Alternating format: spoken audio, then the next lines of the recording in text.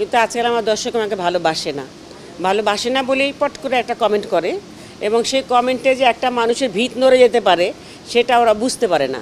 এই দুঃখটা আমার নিয়ে আমি মরবো আর কি। 50 বছর আজকে হলেই হবে কি, আমার আসলে কষ্ট আছে এখানে। হ্যাঁ, এত বছর আমি তাই জানতাম যে আমি আমার ভালোবাসার মানুষ আমার দর্শক, কিন্তু আজকাল আমার দর্শক আমাকে ভালোবাসে না বলেই পট করে একটা কমেন্ট করে এবং সেই কমেন্টে যে একটা মানুষের ভিত নড়ে যেতে পারে সেটা ওরা বুঝতে পারে না। এই দুঃখটা আমার নিয়ে আমি মরবো আর কি। 50 বছর আজকে হলেই হবে কি, আমার আসলে কষ্ট আছে এখানে।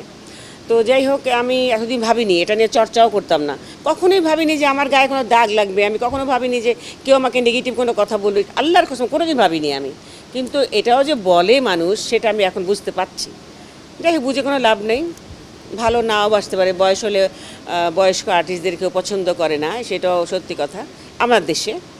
তো আমার, হ্যাঁ, এটা সত্যি কথা যে আমি 50 বছরে অনেক প্রাপ্তি ছিল, অনেক পেয়েছি, দর্শকের ভালোবাসা পেয়েছি, দর্শকের কী বলে, এই যে আমাকে দেখার যে আগ্রহগুলো দেখতাম, ভাল লাগতো।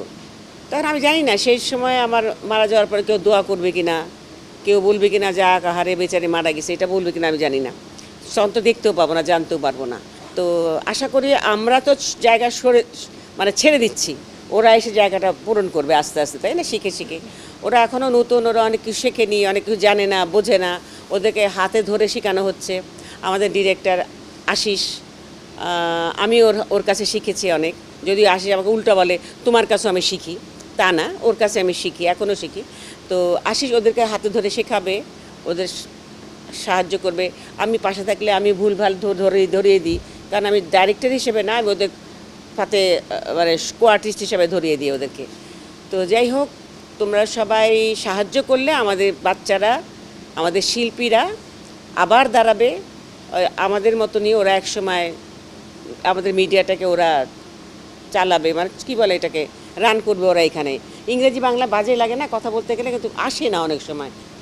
আশা তো আমরা অনেক কিছু করি, কিন্তু আশা অনুযায়ী তো কখনো আমরা ফল পাই না, তাই না? কিন্তু চেষ্টা করছি, বাচ্চারাও চেষ্টা করছে, ওরাও বলছে আমরা শিখছি, ওরা কিন্তু এখনও বলছে ওরা শিখছে।